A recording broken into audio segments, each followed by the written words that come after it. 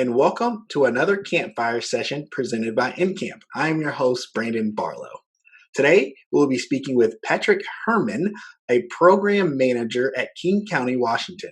So, the topic of conversation today is a voucher incentive program they have created for hazardous waste improvements for businesses. So, Patrick, how you doing today? I would say good afternoon, but actually you're in Washington, so how you doing? Good morning. Both, yes. Good afternoon, good morning. I'm doing fine, thank you. And how are you today? I'm doing pretty good. The weather is trying to cooperate here in Indiana. We're looking to finally cross over consistently over that 60-degree mark. So we're waiting for it. Excellent. So I'm really excited to be talking to you about the voucher incentive program. I spent a lot of my career, about 7 years, kind of getting rid of waste for large companies, whether that's incineration, disposal, recycling. If there's a method out there, I've kind of tried it. So one of the things I noticed about you, I saw you speaking at the Small Business Environmental Assistance Program, so the SBEEP conference, and I noticed that you have worked at King County for around 25 years. So give us a little bit of background on yourself. That's amazing. Yes, it'll be 25 years the 1st of June that I've been working for King County. And for those people who don't know, King County is Seattle, and I'm speaking to you from my home office in Renton, that's next door to Seattle. Yes, 25 years with the county. Before that, I worked for the state of New Mexico for a few years, and before that, I worked in Texas, my home state. I've been in the environmental business more than 36 years now. Very nice. Very nice. We need more like you, that's for sure. So one of the things that really caught my eye about you guys' program is I noticed that you guys have one of the only hazardous waste incentive programs still kind of moving for businesses. There's a lot in some other states with some household waste and everything, but specifically for business, you guys are kind of leading the pack. So how did this program start and how did it come about? Well, there was a man by the name of Bird who lived in Virginia, I believe Alexandria, but it may have been Arlington. He started this kind of research back in the late 1980s. King County and City of Seattle, some other agencies, looked into having financial incentives to help promote people at first, just bringing under control excessive waste stored on site. And that was in the early 90s. The plan that Bird and others worked on was put together here. They had a few people work like pilot project. They hired me, started with the county again, June 1995. And my impact, I think, was that I worked with people here to come up with a set of rules because they had not had a lot of guidance. What do you actually want to do? And so that's what I'd recommend to all the people viewing today. Start with decide what do you want to accomplish, and then write rules to get to that goal. So that's where I make my impact here, is providing some kind of rules, some kind of guidance. We only deal with people in King County and those cities that extend across the county line and in the other counties. We only deal with small quantity generator businesses, not large businesses. I'm here in Renton. One of the plants for Boeing is here in Renton, and so they are definitely not SQG. Definitely not. No, they're a little bit larger. And we don't deal with residences. We have our assignment. Within the universe, however, of SQGs, I wrote the rules such that our field staff can do whatever they need to do at a particular site to get the job done to bring hazardous waste under good control. So just for our listeners who don't know, SQG is a small quantity generator, Right. which means that you are creating or are getting rid of less than 220 pounds in a month, which is very key. So, Right. which makes this Right. think that this was designed kind of for small businesses, correct? Yes, yes. SQG in defined federal regulation and also in Washington state regulation is business that generates 200 kilograms, 220 pounds per month or less, and never has more than 1 ton stored on site. And then there is an exception to that 1 kilogram, 2.2 pounds of extremely hazardous waste. That's spelled out in the regulation. So yes, these would be small businesses. Sometimes business is pretty good size, but the part that uses hazardous material and generates hazardous waste is small. Correct. Correct. So let's say you are a larger company, and let's say you do meet the threshold for being Mhm. an SQG. So they are open to this program as well. Correct. Correct. Anybody that we can get there, and in fact, we have dealt many times with businesses who, without our help, might actually be a large quantity generator, but Yeah. we can get them down to SQG status. The biggest problem that we had early on in the 1990s was this excessive waste storage, because once they store 1 ton of waste on the site, then they have to report to Washington State Department of Ecology. And so, with our assistance, if we can get them down to SQG status, it makes it better for all of us. So you guys not only kind of provide this voucher incentive program, which we'll kind of get into the details of, but you guys are actually going on site and helping them reduce their waste so they could get down to that SQG level, correct? Correct. And that's really the most important thing. You have to have excellent quality field staff. Without them, nothing else will work. And we have really good field people who do go on site and give people meaningful technical assistance advice. And if they want to make changes and those changes would cost some kind of money, then they can be provided financial incentives to help them get started in the right direction. And as a resource for business, you guys are free, correct? Well, yes, we don't charge an additional fee. Our money comes from a fee charged on the garbage, sewer, water bills. Everyone pays into it. Residences receive household hazardous waste collection services. The businesses receive our SQG business services. That is, it's one of those things I've always kind of pushed up the small business incentive programs like this because it is a very, very good resource to where you don't really need to reach out to anyone else. So if you needed to, you guys are a lot cheaper than what a consultant would charge. What I used to do as a consultant. Yes, we have people on our staff who can give the same kind of technical assistance as an environmental consulting firm, and the businesses involved only have to pay that fee on their garbage, sewer, water bill. There's no additional cost unless they do follow some of our advice, and then that's when the financial incentives come in to help them cover at least some of those costs to make those changes. Gotcha. So as we dive into the actual details of this incentive program, so you guys are giving a cash voucher out, a reimbursement up to 75%, up to $599 for each of your business sites. So, and that's to make what kind of changes? Just about anything people need to do. Get that extra waste off the site. Mhm. After all, it's waste. It's not going to do any good. Get it off the site. Bring under control any waste or any product, secondary containment, spill kits. Don't ever forget the personal protective equipment for the person who does the job. But anything they need to, if they're using some kind of machine that uses some kind of material that will eventually generate a hazardous waste, we would at least encourage them to make sure the machine runs efficiently. And then we also start talking with people about alternatives, how you can move away from old fashioned products that produce hazardous waste to more modern products that are less environmentally risky, but again, less risky to people. Gotcha. So I saw that $599, which I have a nice inkling of where you guys got that number from. Correct? Yes, $600 and up is a reportable income to the IRS, and so if we leave it at 599, this particular reimbursement does not have to be reported by the SQG business as an income. Gotcha. So let's say I'm a business and I kind of meet these guidelines. I'm an SQG. This could really help me. How does this program work? So like, how long does the process take to kind of walk me through the process from beginning to end? All right. Our field staff actually bring in a vast majority of their own referrals. And the way they do that is their connections in the business community. They meet one person that leads them to another. They Hmm. knock on one door, they go next door and knock on another.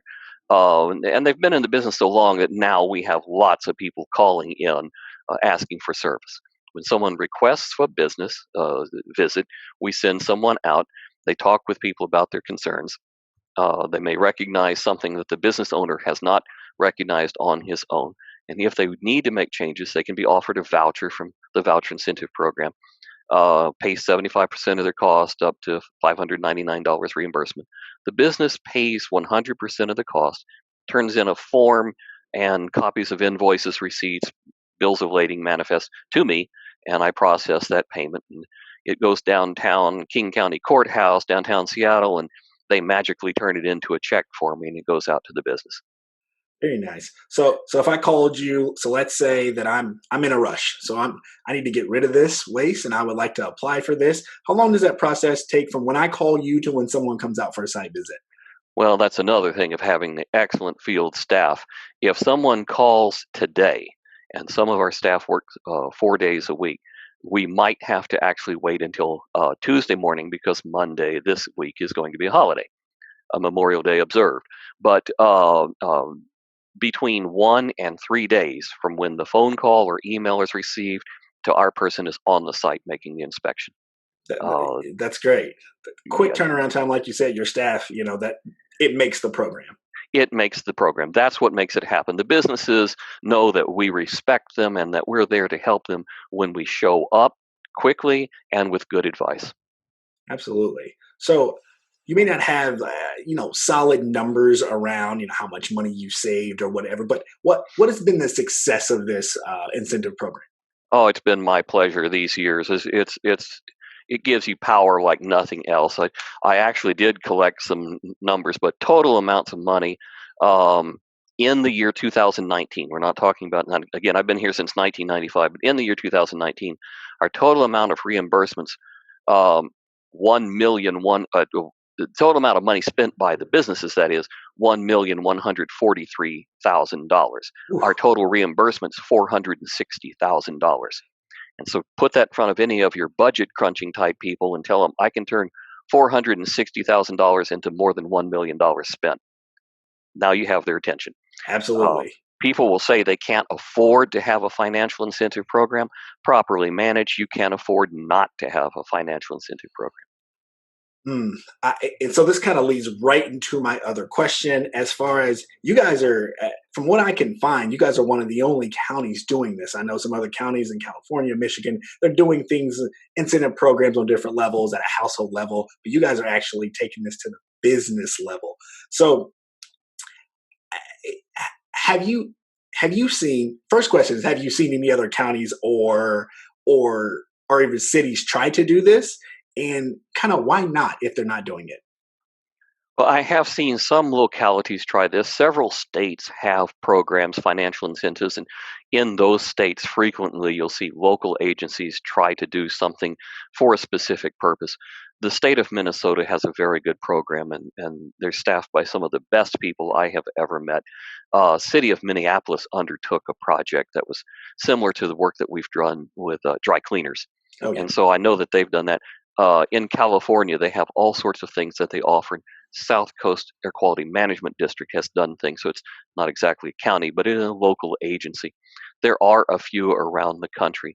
It's hard to do. It Hmm. requires quite the effort, but really, I think also it has to do with budgeting.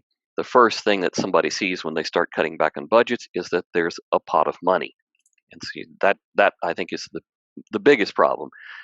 Convincing managers that we should put this money aside, we're going to return it to the businesses for these purposes. It's pretty hard to talk them into it. Yeah, I can see that if like say if you're in a budget crunch, maybe the incentive program could be one of the first things to go. Correct? Yes, exactly. Uh, and we have had several different times over these years that I've been here where our budgets were cut back and things were changed, so on. It's really hard to maintain. You have to have someone uh, like me who is hard-headed enough to keep demanding that we that we do the job. And you have to have somebody somewhere in your elected officials who agree this is valuable. It's a constant problem, but you can constantly reflect the kind of numbers we were talking about earlier. And so I think that's what keeps this going is that we can prove this works. Yeah, I've worked with smaller companies, larger companies. One of the things that always rings true is that when you start talking about dollars, um, you know, everybody's ears kind of perk up. So, what makes me think that you guys are doing something that I think could be adopted by other states. So, when you talk about challenges of trying to implement something like this, what are some of those challenges? Well, the first thing is you're going to have to go to some elected official someplace and say, we want to take money and put it into this program. And at that point, they really don't want to hear anymore. You're talking about money, and everybody's budgets are tight. And since the incident, this COVID-19 virus, this has really put a crimp on everybody's budget across the country, every business, every government. And so this is hard to get established. Hmm. If you can demonstrate the impact, so if you could talk somebody into a pilot project and show them the amount of work done, the amount of money spent, the amount of work goal accomplished, you can have a proof of a financial incentive program that works. But it is very hard to get started. And then again, I've said it over and over again, rules. Hmm. You need to have a structure of rules so you can show that to people, that you're not just going out and spending money, that you're doing things according to structured rules. That helps convince. And you need to have a proven track record of people who've done inspections or site visits so that you can show we know what we're doing, and Hmm. we can use money as a tool to amplify the positive impact of our field staff with the business community. Right, because the way you guys have designed this, this is a one per year kind of Yes, incentive, yes, and it's not one to one, right? So you guys right. are bringing in cash, and you're also incentivizing businesses to actually do the right thing, which is kind of all of our goals at the end of the day. Correct? Yes, and I think that just the dollar amounts show beyond all doubt how the businesses are not counting the pennies. They're spending way over their share of the matching funds. And once they make changes, you can go back years later and they're still using the or applying the changes that they made. So this is something that can have impact this afternoon.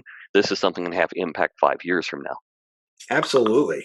And we were kind of talking offline. I know you were talking about some of the things that you've actually done with your cash, and you've got a pretty robust staff, correct?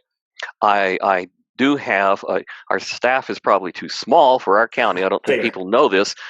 There's over 2,100,000 people in King County. There's over 700,000 people in Seattle now, and so we could use some staff members. But yes, the people that work on this program are smart, dynamic, and they get the job done. Gotcha. So, I mean, you guys are doing a lot of good things over there in King County. Anything else you want to highlight before we kind of get off here? I'm very happy about the information provided. And I think that if someone, maybe a government official, some other SB member, can kind of go and say, "Hey, this is what Patrick is doing. Maybe this is something we could look into again or try to implement ourselves." Yes.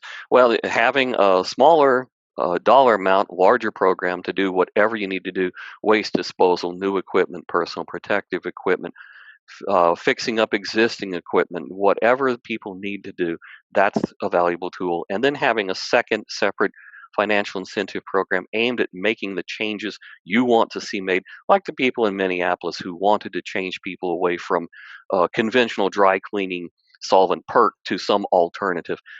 Having both available is a really good idea. Yeah, yeah, we've made some great strides. I know you guys have put together something about dry cleaners as well there in King County, correct?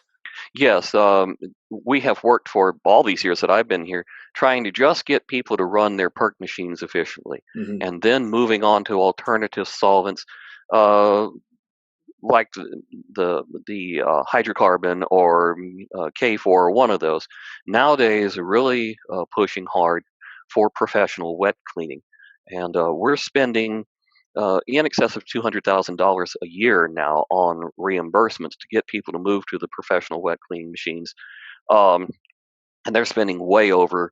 The matching funds in that case is $20,000 per site, 50% reimbursement, and the sites are spending $50,000, $60,000 for the conversions, and it's worked out very well for those businesses that have chosen to make that change. Yeah, and I think we're in the same boat in thinking that if you want to make mass scale changes, you want companies to actually do them. You have to get some sort of kickback incentives. And it's not like this is going to end with that dry cleaning in this era. This goes on forever. So from now on, you've done great work for the city of King, for King County, moving forward until the end of time.